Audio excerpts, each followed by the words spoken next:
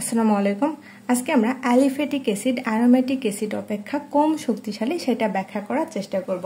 প্রথমে আমরা দেখি যে এখানে কি কি অ্যাসিড আছে। একটা আছে অ্যালিফ্যাটিক অ্যাসিড, আরেকটা আছে অ্যারোমেটিক অ্যাসিড।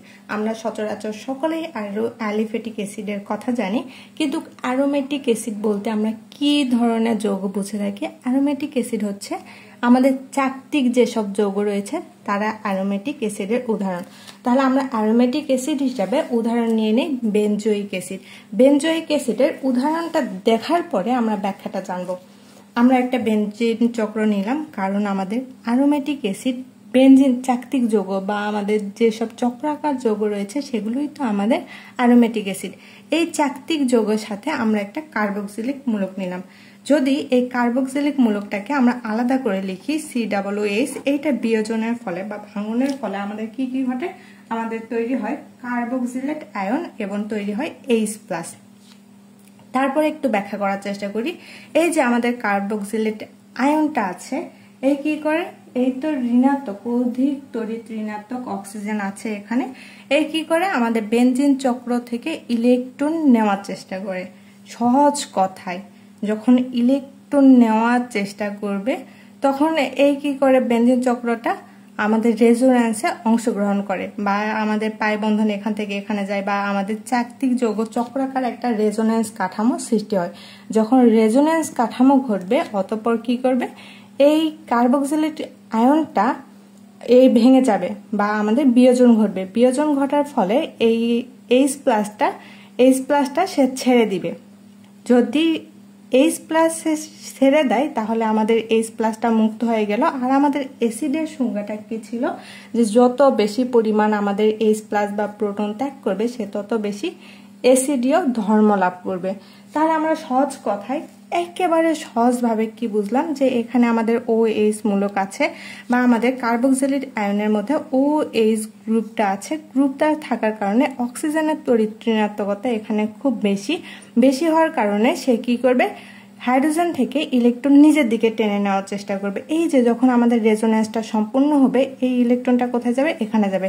শুধুমাত্র এখানে যায় ক্ষান্ত হবে না, সে কি করবে? হাইড্রোজেন থেকে ইলেকট্রন নিজের দিকে টেনে নেওয়ার একটা প্রবণতা দেখাবে বা কোনো একটা কারণে সেই ইলেকট্রন নিজের দিকে টেনে নেবে, কারণ সে তো অধিক তড়িৎ ঋণাত্মক। আর ঋণাত্মক হওয়ার কারণে সে সকল যৌগই চাই নিজেকে সক্রিয় করতে বা আমাদের অষ্টক কাঠামো অর্জন করতে। সেম একইভাবে আমাদের কার্বক্সিলিক আয়ন বা আমাদের এই যে OH যে গ্রুপটা রয়েছে, এখানে অক্সিজেনের তড়িৎ ঋণাত্মকতা বেশি এবং হাইড্রোজেন হচ্ছে তড়িৎ ধনাত্মক।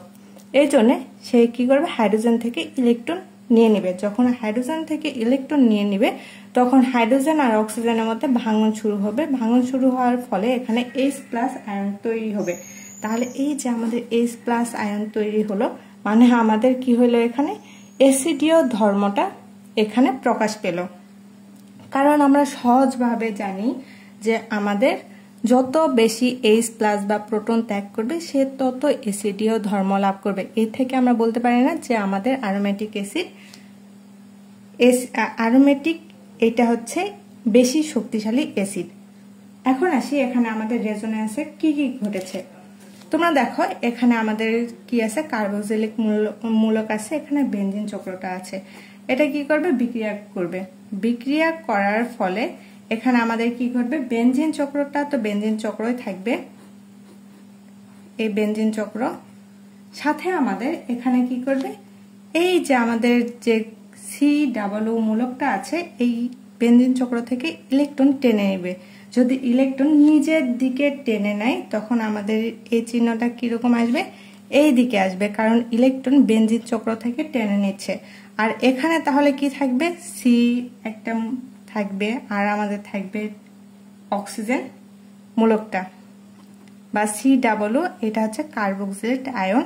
আর এখানে আমাদের থাকবে H+ বা প্রোটন। তাহলে এটা ব্যাখ্যাটা আমরা কিরকম দিব দেখো তো।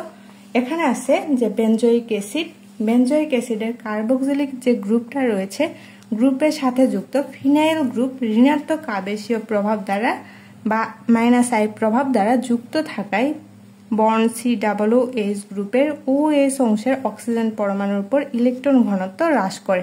এই যে আমাদের বেনজিন চক্রের মধ্যে এটা হচ্ছে ফিনাইল গ্রুপ, তাহলে আমরা ফিনাইল গ্রুপ কাকে বলি? C6H5, এটাকে আমরা ফিনাইল গ্রুপ বলি। তাহলে এই যে আমাদের C6H5 বা ফিনাইল গ্রুপের এই অংশের সাথে আমাদের কার্বক্সিলিক যে মূলকটা আছে এটার আমাদের সাথে OH গ্রুপ আছে। এই OH গ্রুপ অংশের পরমাণুর উপর ইলেকট্রন ঘনত্বটা হ্রাস করে। যখন আমাদের এই যে কথাটা বললাম যে এই ডেল পজিটিভ নেগেটিভ, এই ডেল পজিটিভ, তখন ইলেকট্রন ঘনত্বটা সে হ্রাস করবে। আবার ফিনাইল গ্রুপের উপস্থিতিতে কার্বক্সিলিক আয়নের বন্ড COO- অংশের ইলেকট্রন ঘনত্ব হ্রাস পাওয়ার কার্বক্সিলিক আয়নের স্থায়িত্ব বৃদ্ধি পায়।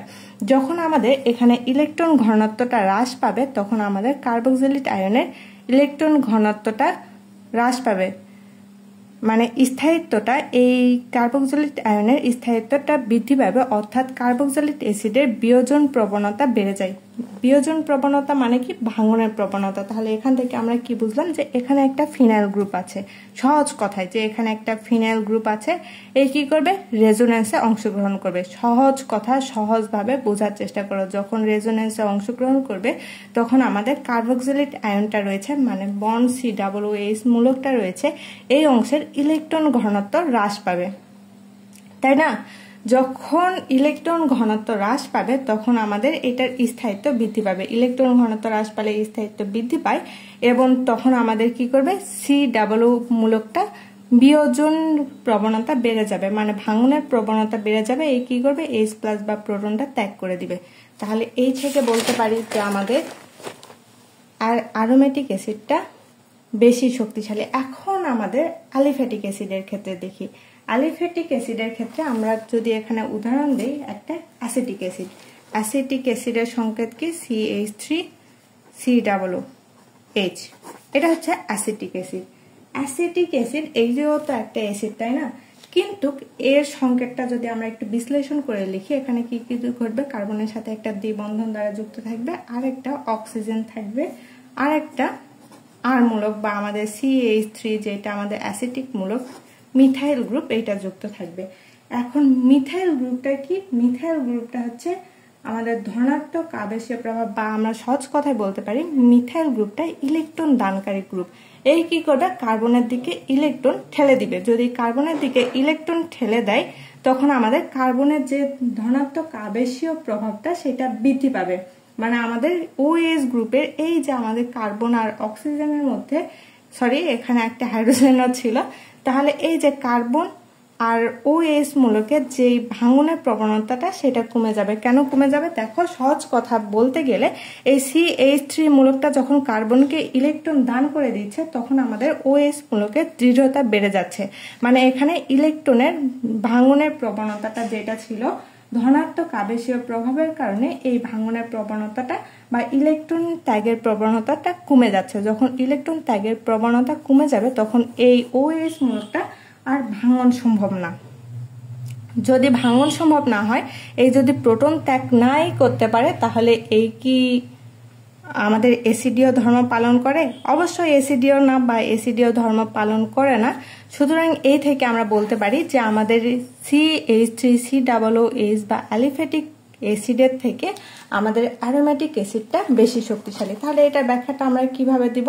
দেখো তো, যে অন্যদিকে আমরা অ্যালিফ্যাটিক অ্যাসিডের ক্ষেত্রে বা অ্যালিফ্যাটিক কার্বক্সিলিক অ্যাসিডের ক্ষেত্রে কার্বনিল কার্বনের সাথে অ্যালকাইল গ্রুপ যেটা যুক্ত থাকে, ফলে আমাদের COOH গ্রুপের কার্বনিল কার্বনের ধনাত্মক চার্জ কিছুটা প্রশমিত হয়ে OH অংশের অক্সিজেন পরমাণুর উপরে ইলেকট্রন ঘনত্ব বৃদ্ধি পায়। যখন আমাদের ধনাত্মক চার্জটা সৃষ্টি হচ্ছে বা ধনাত্মক চার্জটা প্রশমিত করছে তখন আমাদের OH অংশের অক্সিজেনের একটা ইলেকট্রন ঘনত্ব বৃদ্ধি পাচ্ছে, ফলে আমাদের OH বন্ধনের দৃঢ়তাটা বৃদ্ধি পাচ্ছে। এতে করে OH বন্ধন সহজে বিয়োজিত হয় না বা ভেঙে যায় না। আবার ইলেকট্রন দানকারী গ্রুপের উপস্থিতিতে কার্বক্সিলিক আয়নের COO অংশের ইলেকট্রন ঘনত্ব বেড়ে যায় এবং এর ফলে কার্বক্সিলিক আয়নের স্থায়িত্ব হ্রাস পায়। তাহলে আমাদের এখানে মিথাইল গ্রুপ বা ইলেকট্রন দানকারী গ্রুপ থাকার কারণে এখানে আমাদের ইলেকট্রন ঘনত্ব বৃদ্ধি পাচ্ছে, আর বৃদ্ধি পাওয়ার কারণে OH বন্ধনের যে প্রবণতাটা, ভাঙনের প্রবণতাটা সেটা কমে যাচ্ছে, যার কারণে এইটা কম অ্যাসিডীয় আর এইটা বেশি অ্যাসিডীয়। তাহলে আমরা বলতে পারি না যে অ্যালিফ্যাটিক অ্যাসিড অ্যারোমেটিক অ্যাসিড অপেক্ষা কম শক্তিশালী। আসসালামু আলাইকুম।